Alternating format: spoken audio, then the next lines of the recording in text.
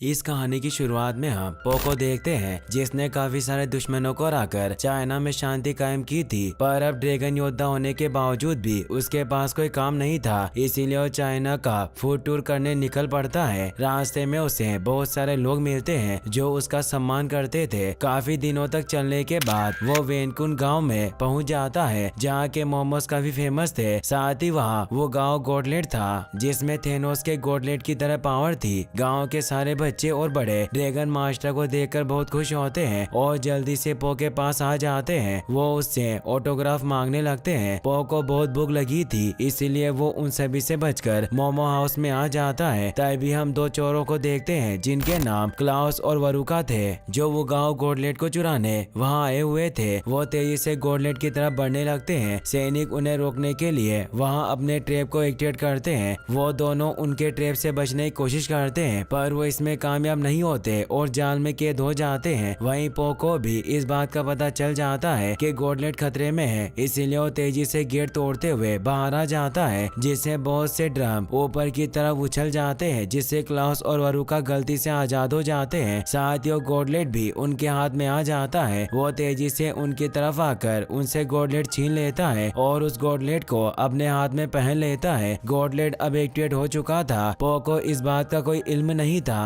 वो जब नीचे लैंड करता है तो उस गॉडलेट की पावर से जोरदार धमाका होता है। पूरा गांव धमाके से बर्बाद हो जाता है। वो इससे काफी परेशान होता है। तभी क्लाउस और वरुका उस गॉडलेट को छीनने की कोशिश करते हैं जिससे उस गॉडलेट का थंब टूट जाता है और वो गॉडलेट लेकर वहां से भाग जाते हैं। तभी पो देखता है कि उनका एक साथी और है जो वॉरियर की तरह नजर आ रहा था। पो उनके पीछे जाता है और वो उस गॉडलेट के थंब को भी उठा लेता है। क्लाउस और वरुका रोपवे से भागने की कोशिश कर रहे थे। वो उन पर हमला करके गॉडलेट छीन लेता है पर इससे वो क्लाउस और वरुका के साथ ही नीचे गिर जाता है। क्लाउस और वरुका पो पर हमला करके गॉडलेट छीन लेते हैं। पो एक खाई में गिरने लगता है पर वो चट्टान को पकड़ लेता है पर वरुका गॉडलेट से चट्टान को तोड़कर पो को नीचे गिरा देती है। पो जब वापस गाँव में आता है तो लोगों की मदद करने की कोशिश करता है पर कोई भी उसकी मदद नहीं लेना चाहता। एक लेडी उसे कहती है कि अब हमें तुम्हारी कोई जरूरत नहीं है, तुम ड्रैगन मास्टर नहीं हो, तुमने हमारे गांव को बर्बाद कर दिया, यहाँ से चले जाओ। पो निराश होकर वापस घर की तरफ लौटने लगता है। रास्ते में अब कोई भी उसका सम्मान नहीं करता। पो अब घर आता है तो वहाँ उसके डैड उसे गले लगाते हैं और उसे खाने को नूडल देते हैं। साथ ही उसे ये भी बताते हैं कि अब सम्राट ने तुमसे ड्रैगन मास्टर का पद छीन लिया। पो इससे परेशान हुआ कहता है कि मैंने वो सब जानबूझकर नहीं किया। तभी वहाँ वो वॉरियर भी आ जाता है। पो को उस पर गुस्सा आता है और उस पर हमला करने लगता है पर वो वॉरियर भी अपनी तलवार निकाल लेता है और पो को पकड़कर दूर गिरा देता है। अब वो अपना हेलमेट उतार देता है जिससे पो को पता चलता है कि वो एक लड़की है। वो बताती है कि मैं नाइट हूँ और मैं यहाँ ड्रैगन मास्टर को ढूंढने आई थी। पो कहता है कि मैं ही ड्रैगन मास्टर था पर अब मुझे इस पद से हटा दिया गया। नाइट हैरान हुई कहती है कि तुम एक डफर हो, तुमने गाँव को बर्बाद कर दिया। पो कहता है कि वो दोनों तुम्हारी साथी तो थे।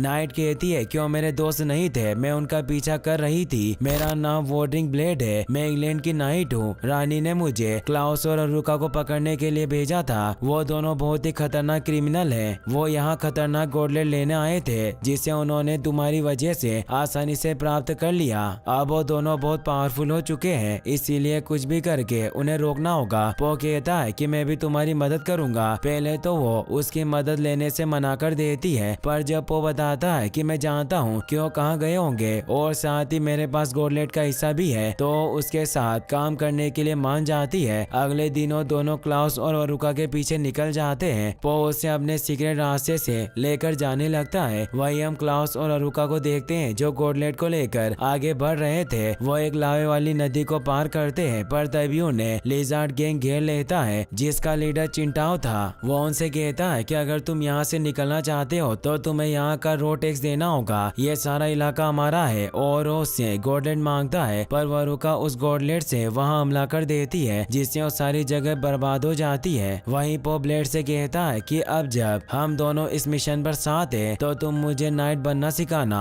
और मैं तुम्हें कुंग-फू सिखाऊंगा जिससे हम कुंग-फू नाइट बन जाएंगे। ब्लेड कहती है कि तुम नाइट नहीं बन सकते, नाइट बनने में कई साल लगते हैं। सबसे पहले नाइट का सेवक बनना पड़ता है, फिर अगर तुम्हें दम हुआ तो तुम स्क्वायर बनोगे और अगर फिर तुमने कोई हीरो वाला काम किया तब रानी को तुम्हारी नाइट नाइटहुड के लिए सिफारिश की जाएगी जब जाकर तुम नाइट बन पाओगे। पो कहता है कि मुझे तुम्हारा सेवक बनने के लिए क्या करना होगा। वॉर्डिंग ब्लेड उसे कहती है कि तुम्हें मुझे एक अच्छा काम करके इम्प्रेस करना होगा। अब वो दोनों थोड़ी देर आराम करने के लिए बैठ जाते हैं। पो उससे क्लाउस और अरुका के बारे में पूछता है तो वो बताती है कि वो दोनों जादूगर हैं और उनका एक गिरोह था जिनके इरादे बहुत बुरे थे। उन्होंने कई सालों तक अपनी काली शक्तियों से इंग्लैंड में कई बार तबाही मचाई। हाल ही में नाइट्स को उनके प्लान के बारे में पता चला और उन्हें इंग्लैंड से निकाल दिया गया, पर क्लाउस और अरुका ने महारानी को मारने की कोशिश की, पर महारानी जिंदा बच गई और उन्होंने वरुका को पकड़कर कैद कर लिया।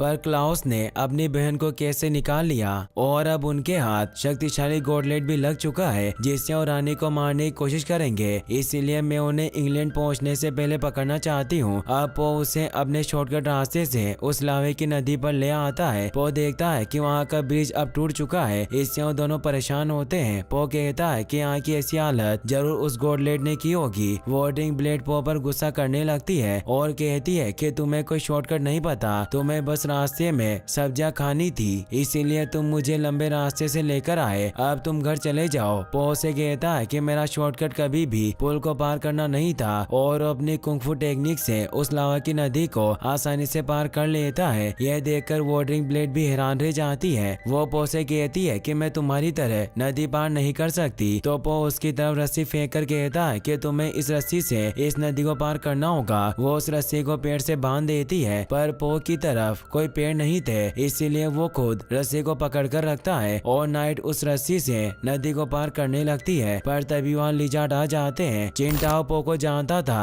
वो उसे कहता है कि पिछली बार तुमने मुझे चोरी करते हुए पकड़ा था, मैं तुम्हें ऐसे यहाँ से जाने नहीं दूंगा। अगर तुम दोनों इस नदी को पार करना चाहते हो तो तुम्हें हमें वो तलवार देनी होगी। पर ब्लेड उसे तलवार नहीं देना चाहती थी। पो उन पर हमला करने लगता है तो चिंटाओ के साथी ब्लेड से तलवार छीनने जाने लगते हैं, पर उन्हें दूर गिरा देती है। अब वो नदी को पार कर लेती है। वो दोनों वहाँ से भागने लगते हैं, पर आगे एक बहुत बड़ी चट्टान थी जिनमें लिजार्ड के बिल थे, जिससे चिंटाओ आसानी से ब्लेड की तलवार छीन लेता है। पो और ब्लेड अब ऊपर बढ़ते हुए चिंटाओ के साथियों को मारने लगते हैं। अब वो चिंटाओ को भी पकड़ लेते हैं, पर चिंटाओ की छिपकली सेना उन पर हमला करके उन्हें लावा में गिराने की कोशिश करने लगती है। पो ब्लेड को साइड में फेंक देता है और अपनी कुंग-फू टेक्निक से उन सभी लिजार्ड को मारते हुए चिंटाओ को मारकर उसे स्वॉर्ड छीन लेता है। पो के इस कारनामे की वजह से ब्लेड उससे इम्प्रेस हो जाती है। वहीं हम मोंक के एक गांव को देखते हैं जो चाइना के इतिहास को लिखकर उन्हें संभाल कर रखते थे। क्लाउस और अरुका भी वहाँ किसी खास स्क्रॉल की तलाश में आए हुए थे जिसे वो हासिल कर लेते हैं और वहाँ उस गॉडलेट से एक बड़ा धमाका करते हैं। गॉडलेट के एक्टिवेट होने की वजह से पो के पास मौजूद थंब भी एक्टिवेट हो जाता है और वो पो को दूसरी तरफ खींचने लगता है जहाँ क्लाउस और अरुका थे। पो और ब्लेड तेजी से उस तरफ आते हैं। वहाँ एक स्क्रॉल बिल्डिंग गिरने वाली थी और उसमें बहुत से मोंक फंसे हुए थे। पो जल्दी से जाकर उनकी मदद करता है और उन्हें उस बिल्डिंग में से नीचे ले आता है और उस बिल्डिंग को रोकने के लिए पंच करने लगता है, पर तभी ब्लेड बेम्बू के इस्तेमाल से उस स्क्रॉल बिल्डिंग को गिरने से बचा लेती है। सभी मोंक ड्रैगन मास्टर पो को वहाँ देखकर खुश होते हैं। तभी वहाँ उन मोंक की लीडर एल्डर हुआंग आ जाती है जो उसे बताती है कि हम मोंक चाइना के इतिहास को स्क्रॉल में संजो कर रखते हैं। हम एहसानमंद हैं कि तुमने इन्हें बचा लिया।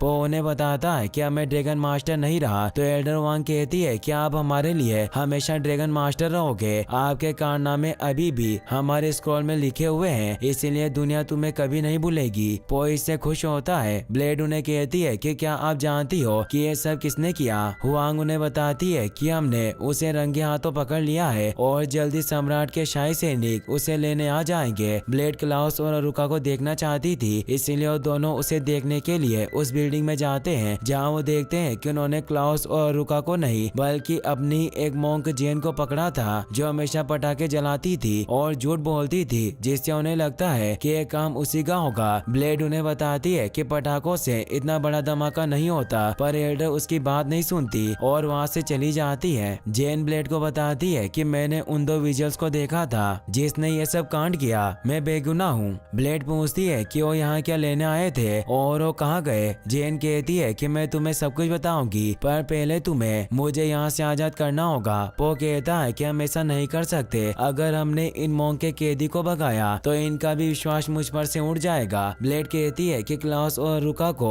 हमें रोकना होगा वरना वो एक और शहर को तबाह कर देंगे। पो इसके लिए मान जाता है। रात होते ही पो वापस से उस बिल्डिंग में जेन को आजाद करने आता है, पर उससे पिंजरे का लॉक नहीं खुलता तो गार्ड को बेवकूफ बनाकर वहाँ से पिंजरा लेकर भागने लगता है। पर सम्राट के शाही गार्ड भी वहाँ पहुँच चुके थे। पो का बैलेंस बिगड़ जाता है और वो इधर उधर टकराते हुए नीचे गिरता है। साथ ही जेन का पिंजरा भी शाही गार्ड के कार्ड में गिर जाता है। शाही गार्ड पो का मजाक उड़ाते हुए कहते हैं कि तुम अब डिलीवरी बॉय बन चुके हो, पर तुमने हमारा काम आसान कर दिया, और जेन को लेकर वहाँ से जाने लगते हैं। ब्लेड उन्हें रोकने के लिए आगे आ जाती है तो चारों गार्ड उसे घेर लेते हैं और कहते हैं कि तुम हम चारों से नहीं बच सकती। अब वो उस पर हमला करने लगते हैं। ब्लेड उनसे लड़ने लग जाती है। पो भी यह सब देख रहा था, पर वो शायद गार्ड पर हमला नहीं कर सकता था। लेकिन जब ब्लेड उन गार्ड से आने लगते हैं तो पो को उन गार्ड पर हमला करना पड़ता है। पो उनसे कहता है कि मैं तुमसे लड़ना नहीं चाहता, पर वो उस पर हमला करने आते हैं तो पो को उन्हें मारना पड़ता है। अब पो और ब्लेड मिलकर उन सभी गार्ड को बेहोश कर देते हैं। अब वो दोनों जेन को लेकर वहाँ से निकल जाते हैं। जंगल में आकर जेन उन्हें बताती है कि उन दो विजयर्स ने तियाशान हथियारों का स्क्रॉल चुराया था, पर उन दोनों को तियाशान वेपन के बारे में कुछ पता नहीं था। इसीलिए जेन उन्हें बताती है कि बहुत समय पहले जब ये दुनिया एक थी और इसके हिस्से नहीं हुए थे, तब पेंजिया में रहने वाले लोगों के पास बहुत सारी पावर्स थी। वो एलिमेंट्स को काबू कर सकते थे और लंबे समय तक वो इस शक्ति को मिल बांट कर इस्तेमाल कर रहे थे। पर उनमें से कुछ लोगों ने पेंजिया पर राज करना चाहा, जिसके लिए उन्होंने लोगों को मारना शुरू कर दिया। पर उन्हें रोकने के लिए कुछ एलिमेंट्स वॉरियर्स इकट्ठा हुए। उन्होंने अपनी जादुई शक्तियों से 4 हथियार बनाए जिनसे वो उन्हें हमेशा के लिए कैद कर सके। उन चारों हथियारों के हमलों से कुदरत का संतुलन बिगड़ गया और दुनिया के कई हिस्से हो गए। ब्लेड पूछती है कि वो कौन कौन से हथियार थे। जेन बताती है कि उन 4 हथियारों में से एक हेलमेट था, दूसरा एक गॉटलेट और तीसरा एक आग का वीप था, पर चौथी चीज के बारे में मुझे कुछ याद नहीं। उन चारों हथियारों को लोगों से बचाने के लिए अलग अलग जगह पर फेंक दिया गया। वक्त के साथ वो हथियार गायब हो गए। अगर वो हथियार साथ मिल जाए तो तबाही आ जाएगी।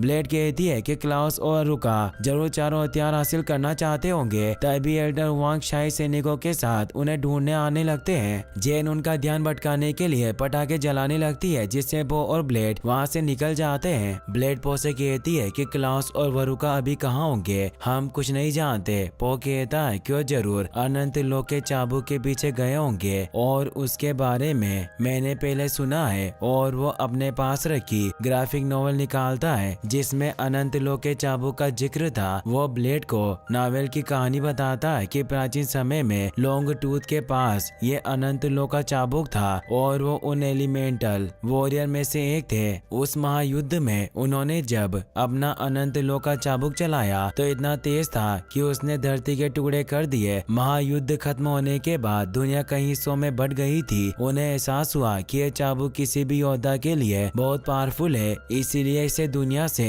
छिपाया रखना होगा। पर इसके आगे की कहानी इसके अगले इशू में है जो अभी तक रिलीज नहीं हुआ है, इसीलिए हमें इसके राइटर ली गाँव के पास जाना होगा, जिससे ही हम अनंत लोक के चाबुक को ढूंढ पाएंगे। और वो उस गाँव की तरफ निकल जाते हैं। वहीं हम सम्राट को देखते हैं, जिसे उसके सैनिक बताते हैं कि पो ने उन पर हमला किया। वो इससे बहुत गुस्सा होता है और वो अपने निष्कासित सेना को वहाँ बुला लेता है, जो 4 कोमोडो ड्रैगन का एक ग्रुप था और वो काफी खतरनाक थे। सम्राट उन्हें पो को पकड़ने भेजते हैं। वहीं पो और ब्लेड उस गांव में पहुंच जाते हैं जहां ली गांव की वर्कशॉप थी। पो देखता है कि वहां उसके पोस्टर लगे हुए हैं क्योंकि सम्राट उसे ढूंढ रहे थे और उन्होंने उसे वांटेड का खिताब दे रखा था। पो इससे परेशान होता है और अब वो भेष बदल कर ब्लेड के साथ गाँव के वर्कशॉप के बाहर आ जाता है, पर वहाँ उन्हें पता चलता है कि गाँव 3 महीने पहले ही मर चुका है। इससे वो परेशान होते हैं। गाँव का एक बेटा था, पर वो अपने पिता की मौत से बहुत दुखी था, इसीलिए वो किसी को ग्राफिक नॉवेल के लास्ट इशू को देने को तैयार नहीं था। ब्लेड और पो चोरी छिपे वर्कशॉप में पहुंच जाते हैं, जहां उन्हें वो ग्राफिक नॉवेल नजर आ जाती है जिसमें लॉन्ग टूथ की आय की कहानी थी। पर तभी वहां गाँव का बेटा आ जाता है जिसका नाम लाओ था। वो उन पर गुस्सा करने लगता है। पो उसे समझाता है कि हमें दुनिया को बचाने के लिए इस नॉवेल की जरूरत है, हमें लॉन्ग टूथ के चाबुक को ढूंढना है, और वो उस बुक को ले लेता है। पर लाओ उनसे वो बुक छीनने लगता है, जिससे वो बुक आग में जलने लगती है, पर लाओ उसे बचा लेता है। वो कहता है कि मैंने भी अभी तक इसको नहीं पढ़ा क्योंकि मैं अपने पापा के साथ ही नोवेल को पढ़ता था, पर उनके गुजरने के बाद मुझ में इतनी हिम्मत नहीं है कि मैं इसे पढ़ सकूं। ब्लेड उसे अपनी तलवार निकाल कर बताती है कि यह मेरे भाई की थी और मेरे पास ये उसकी आखिरी निशानी है, इसीलिए मैं इसे कभी भी चलाना नहीं चाहती थी और सालों तक इसे चलाया भी नहीं, पर इस तलवार का इस्तेमाल होना जरूरी था। इसका मकसद है मजबूरों की मदद करना, जैसे मेरे भाई करता था वैसे ही किताबों का मकसद है लोगों का पढ़ा जाना।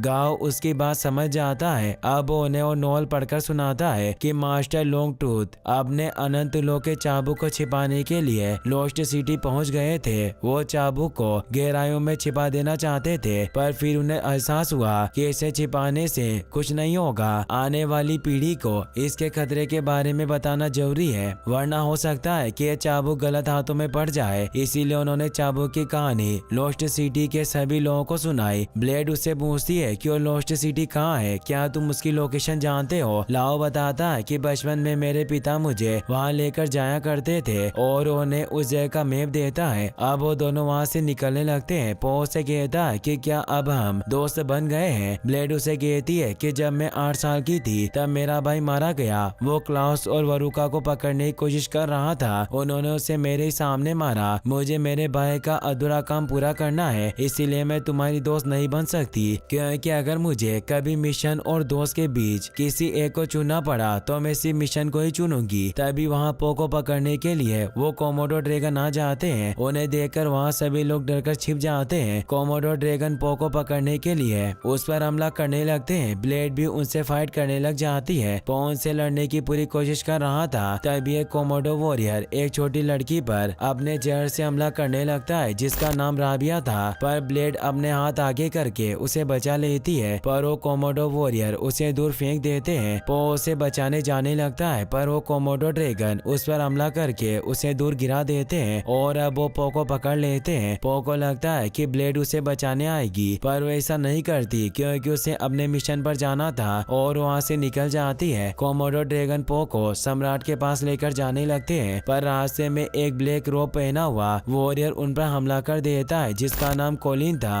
पो को लगता है कि उसकी मदद करने आया है, पर वो उसकी तरफ गुस्से से बढ़ रहा था। पो इससे डर जाता है और वो अपने कार्ड को लुढ़काते हुए भागने लगता है, जिससे वो एक पहाड़ से नीचे गिर जाता है। पो इससे आजाद हो चुका था। वो डिसाइड करता है कि वो ब्लेड के बिना ही गॉडलेट को हासिल करके रहेगा। वो जंगल के रास्ते आगे बढ़ जाता है। वहीं हम ब्लेड को देखते हैं जो मैप के मुताबिक आगे बढ़ रही थी, पर तभी राबिया नाम की वो लड़की उसके पीछे आने लगती है। ब्लेड उससे घर जाने को कहती है तो राबिया बोलती है कि आपने मेरी जान बचाकर मुझ पर एहसान किया, इसीलिए मैं भी आपकी जान बचाकर आपका एहसान चुकाऊंगी। ब्लेड कहती है कि तुम एक छोटी बच्ची हो, अपने घर जाओ। राबिया उसे बताती है कि वो उस शहर में घुसने आई थी और उसका घर दूसरी तरफ है, तो ब्लेड उसे अपने साथ लेकर आगे बढ़ने लगती है। वहीं पो भी आगे बढ़ रहा था, पर उसे आगे जाने का रास्ता पता नहीं था। तभी कोमोडो आर्मी का एक मेंबर पो पर हमला कर देता है जिसका नाम वेमन था। पो उसे मारने लगता है तो वेमन उससे जान की भीख मांगता है, तो पो से पूछता है कि तुम्हारे साथी कहाँ है। वेमन पो से कहता है कि मैं उनसे अपनी जान बचाकर भाग गया, इसीलिए अब मेरे साथी मुझे नहीं छोड़ेंगे, मैं अब सुधरना चाहता हूँ। पो से पूछता है कि क्या तुम जानते हो कि रेगिस्तान किस तरफ है, तो वेमन उसे इशारे में बताता है। पो अब उसे साथ लेकर आगे की तरफ निकल जाता है। वहीं ब्लेड राबिया के साथ मैप के मुताबिक मसालों के गांव में पहुंच जाती है जहां राबिया का घर था, इसीलिए ब्लेड उसे घर जाने को कहती है। पो और वेमन भी उस गांव में पहुंच जाते हैं जहां वो नूडल खाने लगते हैं। क्लाउस और अरुका भी उसी गांव में मौजूद थे। वो नाटक करके लोगों को लूट रहे थे। पो उन्हें देख लेता है और उन्हें पकड़ने जाने लगता है, पर तभी वो गिर जाता है क्योंकि वेमन ने उसे धोखे से पकड़ लिया था। वेमन उसे कहता है कि मैं दोस्ती का नाटक कर रहा था ताकि मैं तुम्हें अकेले ही पकड़कर सम्राट के पास लेकर जा सकूं। पो को उस पर गुस्सा आता है। वो उसे कहता है कि तुमने मेरी नूडल की कमजोरी का फायदा उठाया और उस कार्ड से ही वेमन को दूर फेंक देता है। ब्लेड भी क्लाउस और वरुका को वहाँ देख लेती है, इसीलिए उन्हें पकड़ने की कोशिश करती है। पो भी उसके पीछे था। ब्लेड पो को देखकर हैरान होती है। पो से कहता है कि इन दोनों को पकड़ना मेरा भी मिशन है और वो कार्ड को आगे करके उन्हें रोक लेता है, पर वो दोनों वहाँ से मौका देकर भागने लगते हैं, पर वो किसी तरह वरुका को पकड़ लेते हैं। ब्लेड वरुका को कहती है कि मैं वही छोटी बालू हूँ जिसके सामने तुमने मेरे भाई को मारा था, और उसे अपने भाई की मौत का बदला लेने के लिए उसे मारने लगती है, पर वो अपने गॉडलेट से उसके हमले को रोक लेती है और उसे गॉडलेट से मारने लगती है। पो ये देखकर उस पर हमला करके उसे पकड़ लेता है, पर तभी क्लाउस उस पर चाकू से हमला करता है, जिससे वरुका और क्लाउस वहां से भाग जाते हैं। तभी वहां कालिन वापस आ जाता है, जो ब्लेड और पो पर हमला करके उन्हें रस्सियों से पकड़ लेता है। ब्लेड पो से पूछती है कि क्या तुम इसे जानते हो। पो उसे बताता है कि इसने ही मुझे कोमोडो ड्रैगन से छुड़ाया था, पर ये जरूर हमें मारना चाहता है। ब्लेड चालाकी से अपनी सोर्ड के पास जाकर खुद को आजाद कर लेती है और उसे फाइट करने लगती है। वो उसे दूर कर देती है और पो को आजाद करके वहाँ से भागने लगती है। पो और ब्लेड रेगिस्तान की तरफ बढ़ने लगते हैं, पर तभी वहाँ रेतीला तूफान आ जाता है। पीछे से उनकी तरफ कालिन बढ़ रहा था। वो दोनों उससे लड़ने के लिए तैयार हो जाते हैं, पर वो वॉरियर उन पर अपनी गन से हमला कर देता है। लेकिन तभी राबिया चालाकी से पो और ब्लेड को एक गुफा में गिराकर बचा लेती है। कालिन रेतीले तूफान की वजह से कुछ नहीं देख पाता।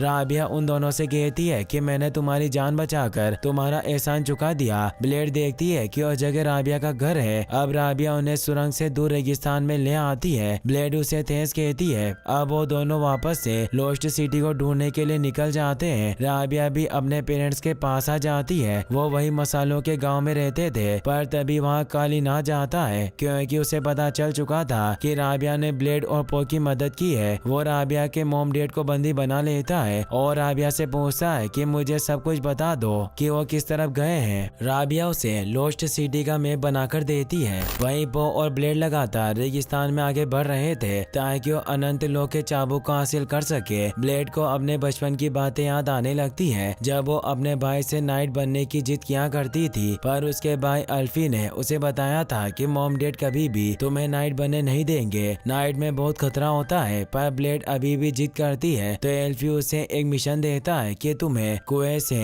2 बाल्टी पानी निकाल कर लाना होगा, पर तुम्हें बाल्टी को छूना नहीं है। काफी कोशिश करने के बाद भी वो बिना छुए बाल्टी से पानी अपने भाई के पास नहीं लेकर आ पाती। फिर उसे एक आइडिया आता है और वो एक आदमी से उस कुएं से पानी भरकर अपने भाई के पास पहुंचा देती है, क्योंकि उसके भाई ने उसे बिना छुए पानी लाने को कहा था। वहीं कोलिन भी उस मैप की मदद से ब्लेड और पो के पीछे आ रहा था। तभी हम देखते हैं कि क्लाउस और रुका भी कोलिन के पीछे होते हैं, क्योंकि उन्हें अनंत लोक के चाबुक का ठिकाना पता नहीं था और वो कोलिन की मदद से ब्लेड तक पहुंचना चाहते थे ताकि चाबुक को हासिल कर सके। पो और ब्लेड चलते चलते काफी थक चुके थे, इसीलिए वो रात को एक जगह आराम करते हैं। अगले दिनों मैप में बताई गई लोकेशन पर पहुंच जाते हैं जहाँ रेड सैंड माइन थी। वहाँ पास ही में उन्हें एक ओएसिस नजर आता है, यानी कि रेगिस्तान की वो जगह जहाँ पानी मौजूद हो। पो और ब्लेड उस जगह पर आ जाते हैं। ब्लेड पो से कहती है कि यह जगह शहर जैसी नजर नहीं आ रही। तभी वह जगह हिलने लगती है और वहाँ पत्थरों से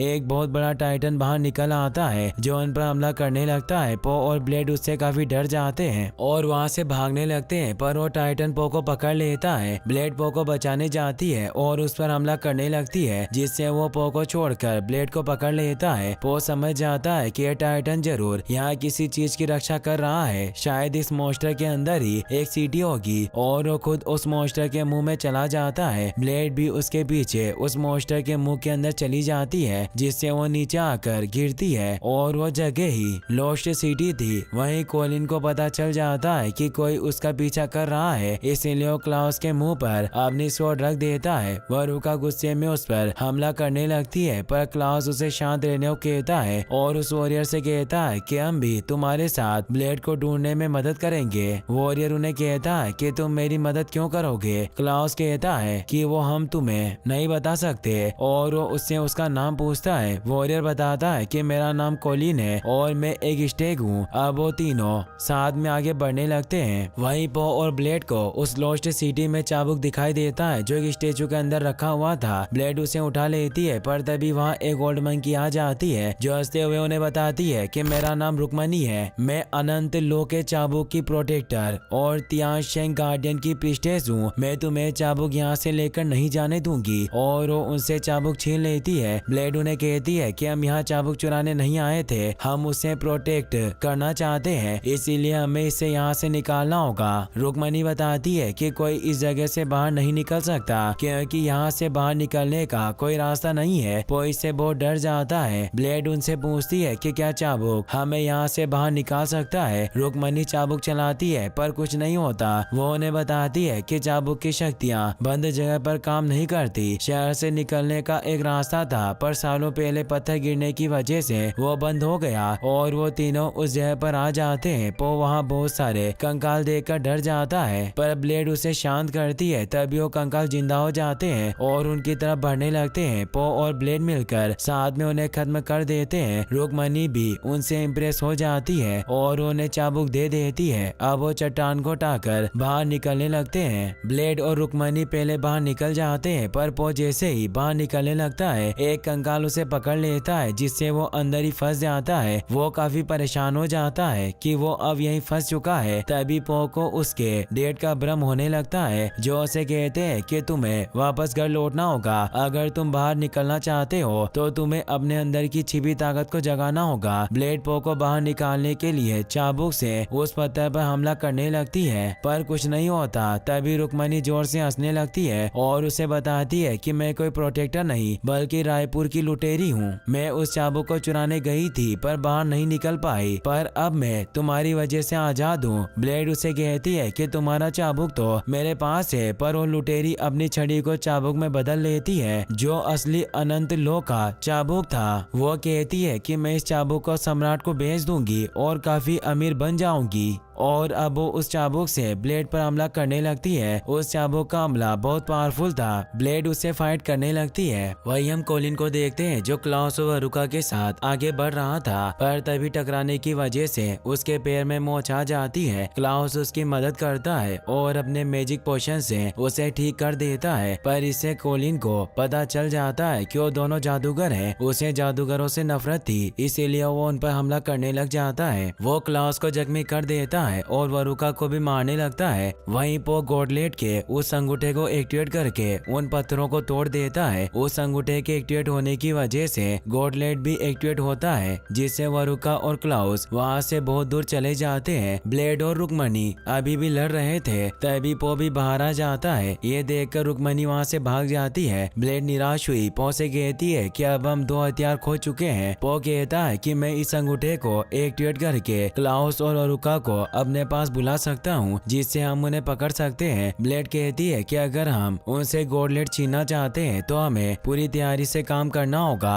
और वो गॉडलेट छीनने की प्रैक्टिस करने लग जाते हैं। क्लाउस और वरुका भी अब जंगल में आ चुके थे। अब हमें पास का सीन दिखाया जाता है जब वरुका इंग्लैंड की शाही जादूगरनी हुआ करती थी। वो अपने मैजिक से चांदनी रात में पेड़ों की बेलों को कंट्रोल कर सकती थी। साथ ही वो महारानी की शाही सलाहकार भी थी। पर जब उसे पता चला कि वो ब्लेड के भाई सन अल्फ्रेड यानी एल्फी को सेनापति बनाने वाली है तो उसने चालाकी से उसे मार दिया। पर रानी को इस बारे में पता चल चुका था इसीलिए उसे जेल में कैद कर दिया गया। 15 साल तक वो उसी जेल में कैद रही जिससे अब उसकी मैजिकल पावर काम नहीं कर रही थी। वो अपने भाई को ठीक करने के लिए अपनी पावर को एक्टिवेट करने की काफी कोशिश करती है पर कोई ज्यादा फायदा नहीं होता। तभी वहाँ से एक लड़की गुजरती है जो जंगल में मशरूम कलेक्ट कर रही थी। वरुका उसे डराकर पूछती है कि क्या तुम्हारे गांव में कोई डॉक्टर है, पर वो लड़की कहती है कि मैं तुम्हें अपने सीक्रेट गांव के बारे में नहीं बता सकती। वरुका उसकी गर्दन पर चाकू को पॉइंट कर देती है जिससे उसे उन दोनों को अपने गांव लेकर जाना पड़ता है। उस गांव में केवल औरतें रहती थी। वो क्लाउस का इलाज करने के बहाने उन दोनों को नशे की दवा पिलाकर बेहोश कर देती है क्योंकि वो अपने गाँव में आने वाले मुसाफिरों को मारकर खा जाया करते थे। वो क्लाउस को पकाने के लिए लेकर जाते हैं। वरुका को पुरानी बातें याद आती है कि जब वो 15 साल जेल में कैद थी तब उसके भाई ने ही उसे जेल से बचाया था और आज वो खतरे में था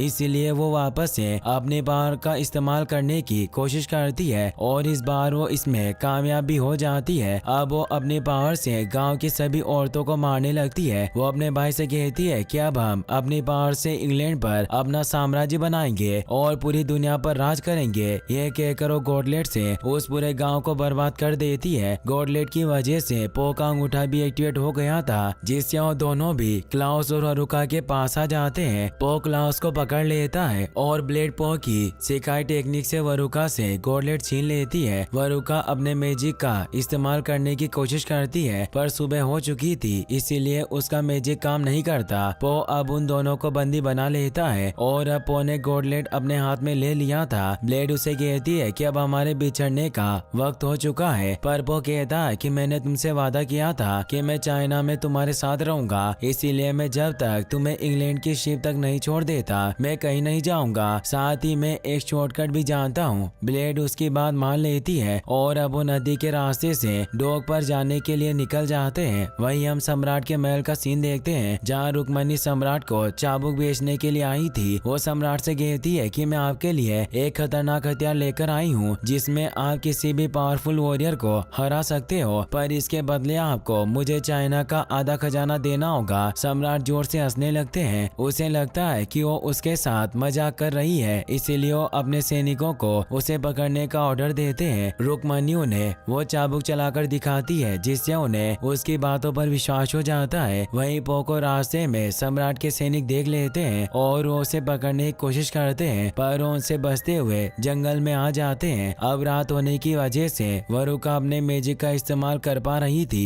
जिससे वो पो से अपना गॉडलेट ले लेती है और खुद को आजाद कर लेती है। ब्लेड उससे लड़ने की कोशिश करती है, पर वरुका पो पर गॉडलेट को पॉइंट कर देती है और उसे पूछती है कि हमें बता दो कि चाबुक कहाँ है। ब्लेड को ना चाहते हुए भी उन्हें बताना पड़ता है कि चाबुक रुक्मणी नाम की एक बंदरिया के पास है, जो उसे उत्तरी पहाड़ियों पर सम्राट के पास बेचने ले गई है। वरुका उन दोनों को वही बेलों से बांधकर अपने भाई के साथ सम्राट के महल की तरफ निकल जाती है। ब्लेड अपनी तलवार की मदद से पो और खुद को आजाद कर लेती है और अब वो दोनों भी सम्राट के महल की तरफ निकल जाते हैं। वही हम महल का सीन देखते हैं, जहाँ सम्राट ने चीन के आधे खजाने को बाहर निकलवा लिया था ताकि वो चालाकी से चाबुक ले सके, पर रुक्मणी भी चालाक थी। वो सम्राट से कहती है कि मैं यहाँ से बाहर निकलने के बाद ही आपको चाबुक दूंगी, तो सम्राट उस पर अपने सैनिकों से हमला करवाने लगता है। रुक्मणी भी उनसे लड़ने लग जाती है, पर सम्राट ने पहले ही उसे पकड़ने के लिए ट्रैप बिछा रखा था, जिससे वो नीचे गिर जाती है और सम्राट उस चाबुक को हासिल कर लेता है। तभी हम देखते हैं कि क्लाउस और वरुका भी सम्राट के महल में पहुंच चुके थे। उन्हें पता चल जाता है कि पो और ब्लेड भी उनके पीछे आ रहे हैं। वरुका अपने भाई से कहती है कि हम पहले पो को चाबुक हासिल करने देंगे और फिर हम आसानी से उनसे चाबुक छीन लेंगे, जिससे हमें गार्ड से लड़ना नहीं पड़ेगा। पो और ब्लेड भी अब ऊपर सम्राट के महल में आ जाते हैं। उन्हें लगता है कि क्लाउस और वरुका वहाँ होंगे, पर वो वहाँ नहीं होते।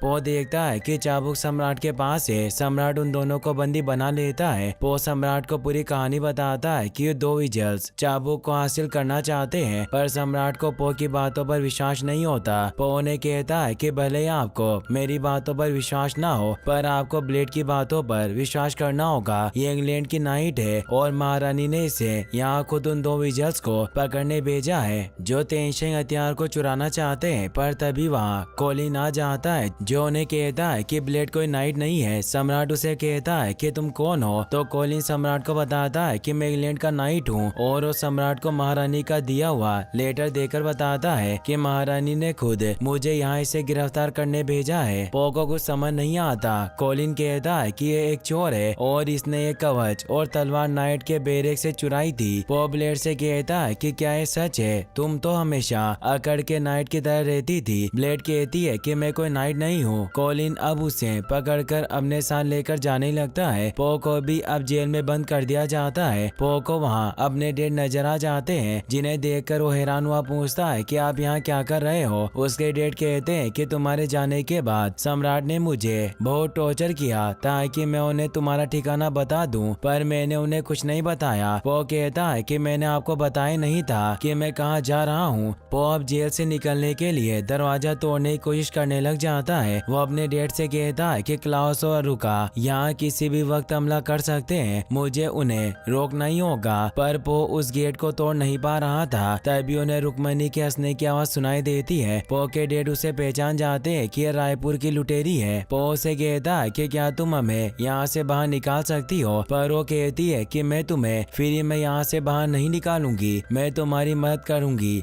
पर बदले में वो चाबुक मेरा होगा। पो उसकी बात मान लेता है। रुक्मणी चालाकी से गार्ड को अपने पास बुलाकर उससे चाबी छीन लेती है, जिससे वो खुद को आजाद कर लेती है। अब वो पो को भी आजाद कर देती है। पो अपने डेट से मिलकर खुश होता है। अब वो वहाँ से निकलने लगते हैं। वहीं कोलिन ब्लेड को पकड़कर अपने साथ लेकर जा रहा था। ब्लेड उसे बताती है कि मैं यहाँ अपने भाई के कातिल उन 2 जादूगरों को पकड़ने आई थी जो तेंशेन हथियार चुराना चाहते हैं, और उन्होंने उनमें से एक गोलेट को हासिल कर लिया है। कोलिन समझ जाता है कि वो जरूर वही 2 जादूगर होंगे जो उसे रेगिस्तान में मिले थे। ब्लेड कहती है कि हम अब भी उन्हें पकड़ सकते हैं। कोलिन कहता है कि मेरा मिशन वो नहीं बल्कि तुम हो, और एक नाइट हमेशा अपना मिशन पूरा करता है। मैं वापस जाकर महारानी को उनके बारे में बता दूंगा। वो किसी दूसरे नाइट को उन्हें पकड़ने भेज देगी। ब्लेड कहती है कि इसमें 1 महीने का वक्त लग जाएगा, और उस पर हमला करके उसके हथियार छीन लेती है। कोलिन भी उसकी सोर लेकर लड़ने को तैयार हो जाता है। उन दोनों के बीच में खतरनाक फाइट होने लगती है, पर ब्लेड पो की सिकाई ट्रिक की मदद से उसे हरा देती है, और अब वो उसे वहीं पेड़ से बांध देती है और महल की तरफ बढ़ने लगती है। तभी हम देखते हैं कि क्लाउस और वरुका भी महल में चाबुक हासिल करने के लिए पहुंच जाते हैं। वरुका अपने गॉटलेट से सैनिकों पर हमला कर रही थी। पो भी वहां पहुंच गया था और अब वो उनसे फाइट करने लगता है। इस फाइट का फायदा उठाकर रुक्मणी चालाकी से चाबुक को हासिल कर लेती है। सम्राट उसे रोक नहीं पाता और वहाँ से निकल जाती है। क्लाउस और वरुका भी उसे जाते हुए देख लेते हैं। वरुका पो पर गॉटलेट से हमला करने आती है। वो भी उस पर हमला करने जाता है, पर इससे वो घायल हो जाता है। ब्लेड जब वहाँ आती है तो देखती है कि पो के डैड उसके हाथ पर पट्टी बांध रहे हैं, क्योंकि पो का एक हाथ टूट चुका था। पो उसे कहता है कि क्लाउस और वरुका रुक्मणी के पीछे गए हैं। ब्लेड कहती है कि मैं तुमसे झूठ नहीं बोलना चाहती थी। पो उसे कहता है कि तुमने ये सब क्यों किया। ब्लेड उसे बताती है कि मेरा भाई एल्फी मेरी वजह से मरा था। फिर हम ब्लेड के बचपन का सीन देखते हैं। जब वो बहुत छोटी थी, उसके भाई के पास महारानी के सैनिक आए थे, जिन्होंने उसे बताया कि जादूगर ने हमला किया है, इसीलिए आपको उन्हें रोकना होगा, और वो भी उनके साथ जाने लगता है। ब्लेड भी तलवार लेकर बाहर आ जाती है। वो उसे कहती है कि मैं भी तुम्हारे साथ मिशन पर चलूंगी। एल्फी उसे कहता है कि तुम मेरे साथ नहीं चल सकती, वहाँ बहुत खतरा होगा, इसीलिए तुम यही रहकर मेरे आने तक अपने टेडी की रक्षा करना,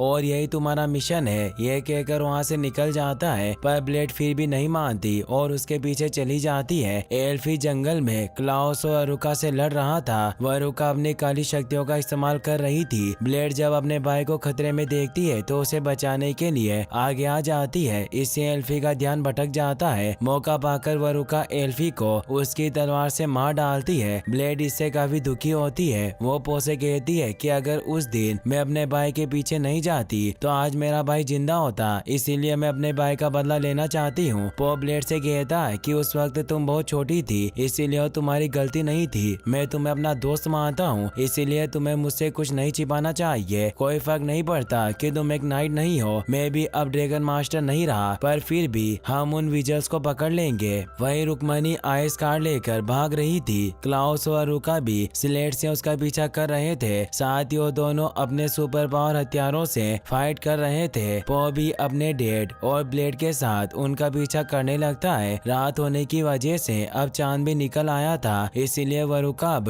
अपनी काली शक्तियों की मदद से पेड़ों और बेलों को कंट्रोल करके पो और ब्लेड पर हमला करने लगती है। साथ ही वो रुक्मणी की स्लेट को भी बर्बाद कर देती है, जिससे वो सभी दूर जाकर गिर जाते हैं। वो सभी सम्राट की शिप के पास पहुंच गए थे। क्लाउस कहता है कि हम इस शिप की मदद से यहाँ से निकल जाएंगे, और अब वो उनके पास चाबुक लेने आते हैं, पर पो उस चाबुक को ले लेता है। ब्लेड विजल से कहती है कि अब तुम सिर्फ 2 जादूगर बचे हो। अगर तुमने चारों तेंशियन हथियार हासिल भी कर लिए तो भी तुम सारे नाइट्स को नहीं हरा पाओगे। क्लाउस कहता है कि तुम उन हथियारों के बारे में कुछ नहीं जानते, पर इस स्क्रॉल में सब कुछ लिखा है जो हमें लोटस विलेज से मिला था। वो बताते हैं कि धरती को हिलाने वाला गॉटलेट, अनंत लो का चाबुक, wheels of storm, helmet of wind, इन चारों हथियार को प्राचीन योद्धाओं ने दुश्मनों की आत्माओं को कैद करने के लिए बनाए थे। लेकिन अगर इन चारों हथियारों को मिला दिया जाए तो कैद हुई आत्माएं वापस से बाहर निकलकर तबाही मचा देगी, और वरुका उन पर हमला करने लगती है। ब्लेड उससे लड़ने लग जाती है। पो पर चाबुक के लिए हमला करने लग जाती है। पो भी चाबुक को एक्टिवेट कर लेता है और क्लाउस से फाइट करने लगता है। वरुका ब्लेड पर हमला करके उसे दूर फेंक देती है। पो भी घायल होने की वजह से क्लाउस से जीत नहीं पा रहा था, पर पो के डैड क्लाउस पर हमला करके